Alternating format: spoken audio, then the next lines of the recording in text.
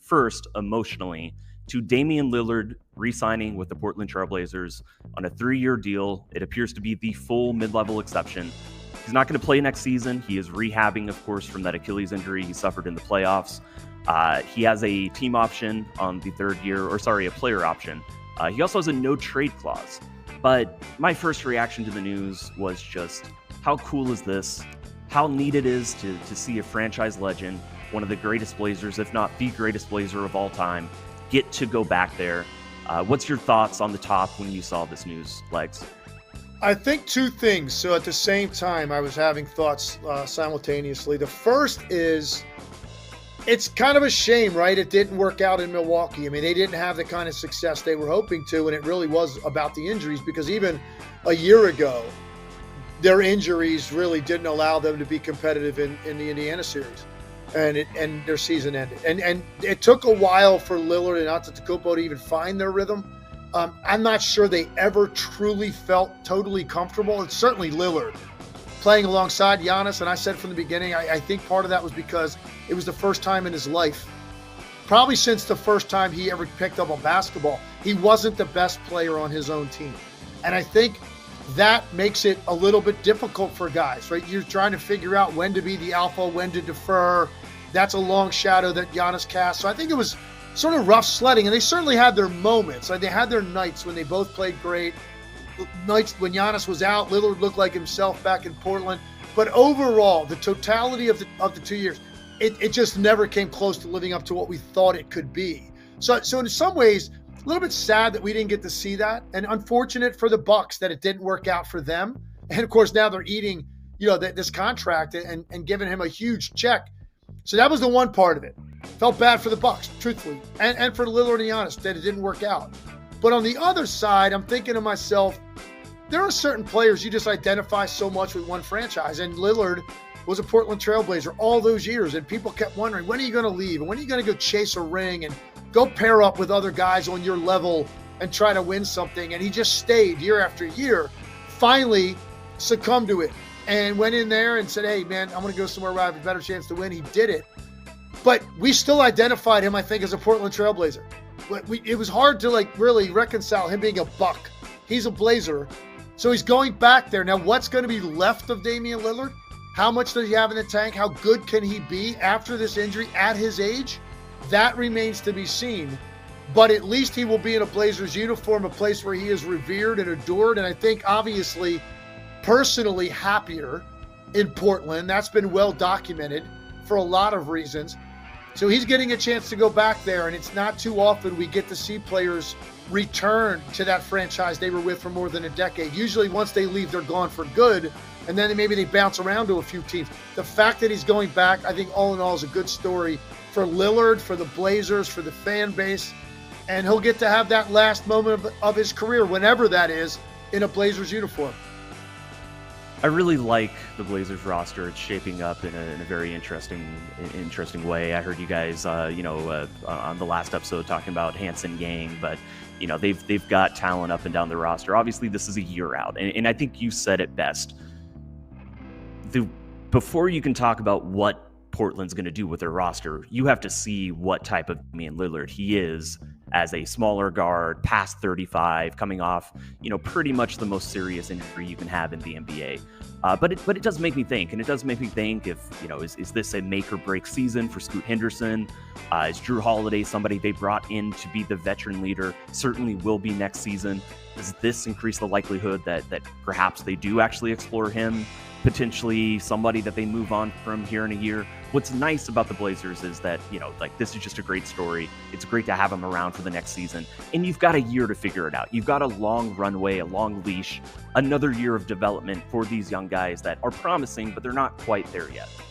No, that's exactly how they're going to treat it. And look, there's no way Lillard's playing next year. So you're talking about having really a year and a half to recover from this by the time he sees the court again. And you're going to see other guys in the same boat.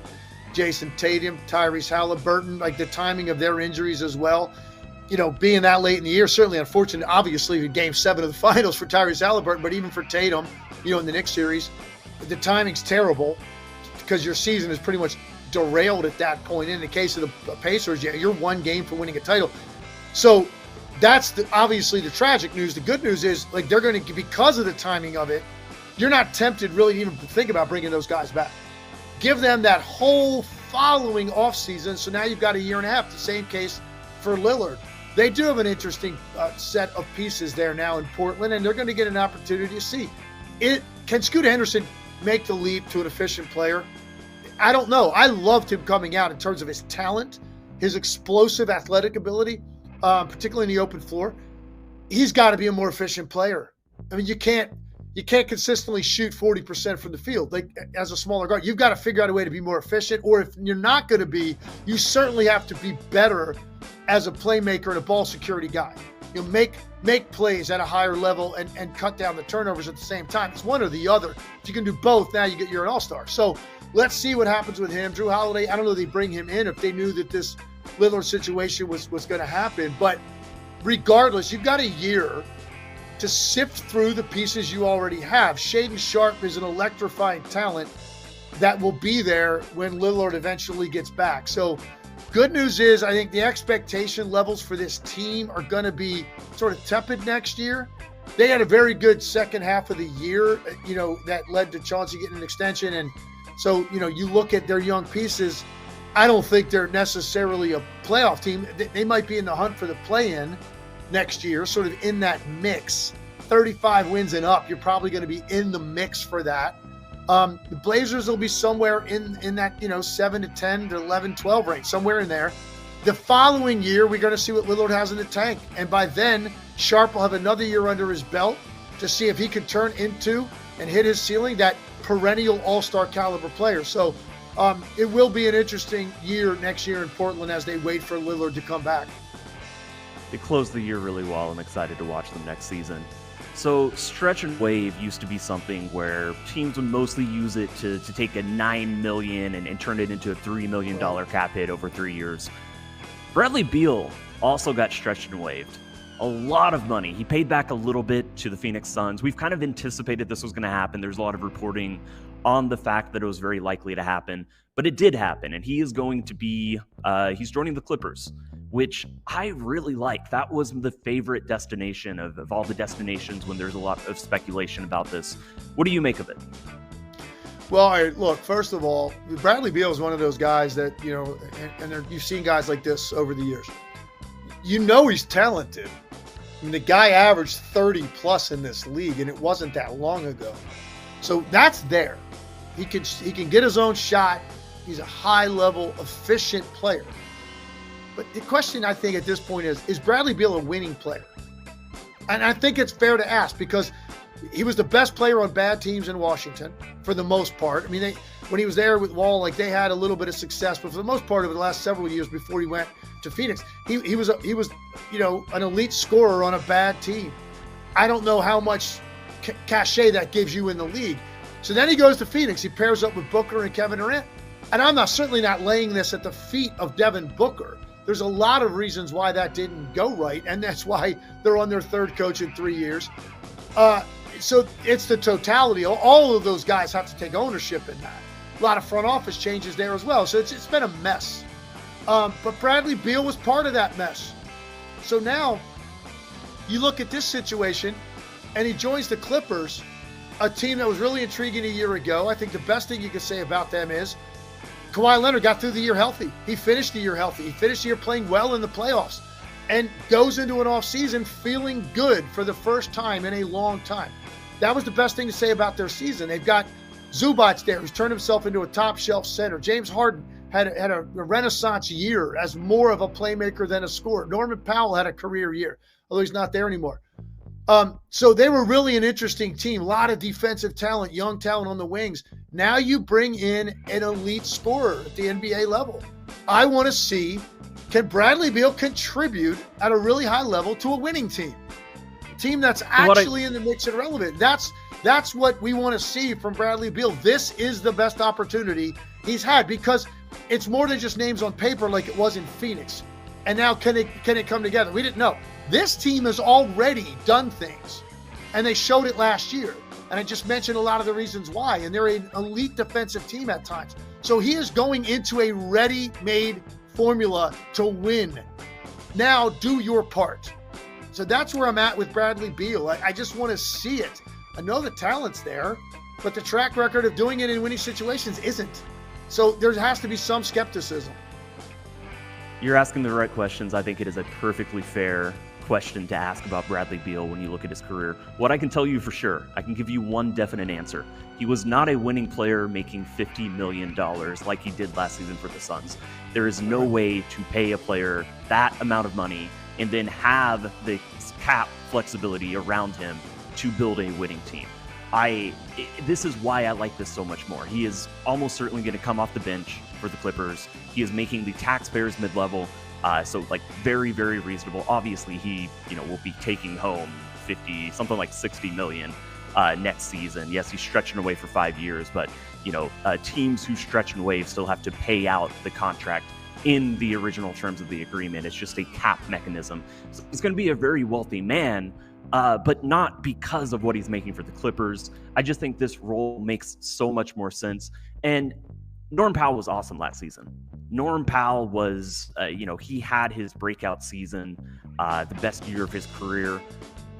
The question is, like, when you consider the salary, even if Bradley Beal is a slightly worse player, in that salary role and given what the Clippers were able to do around him, this might be, a much better option for the Clippers because they were able to go get a John Collins and still have a Norm Powell-esque player, maybe not quite as good, but a Norm Powell-esque player, and Bradley Beal grabbing him for the taxpayers mid-level, bringing him off the bench. I just really like what they did this offseason.